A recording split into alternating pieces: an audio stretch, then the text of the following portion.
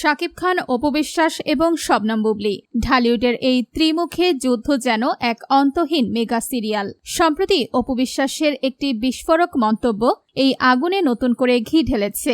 অপু সরাসরি বুবলীর ওপর ক্ষোভ উগরে দিয়ে বলেছেন, শাকিব বুবলীকে আমি সংসার করতে দেব না, কারণ শাকিব আমার স্বামী। বুবলী শাকিবকে আমার কাছ থেকে ছিনিয়ে নিয়েছে। পর্দার আড়ালে আসল সত্য কি? অপু বিশ্বাসের এই আক্রমণাত্মক মন্তব্য সোশ্যাল মিডিয়ায় মুহূর্তের মধ্যে ভাইরাল হয়ে গেছে।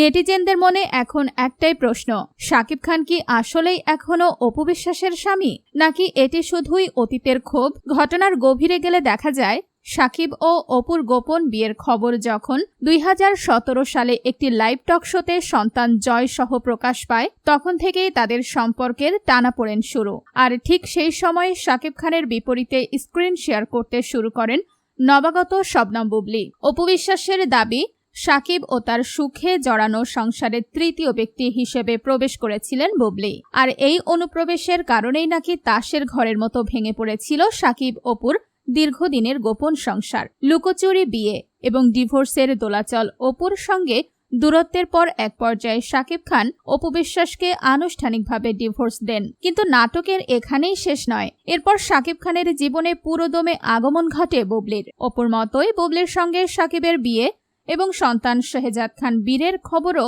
দীর্ঘদিন ধরে রাখা হয়েছিল লোকচক্ষুর আড়ালে। তবে চিত্রনাট্যে টুইস্ট আসে তখন, যখন বুবলী নিজেই ফেসবুক পোস্টের মাধ্যমে তাদের সন্তানের কথা প্রকাশ্যে আনেন। পরবর্তীতে বুবলীর সংসারে আরও একটি সন্তান জন্ম নেন এবং মেয়ে সন্তান হন অপু বনাম বুবলী। এক অন্তহীন যুদ্ধ।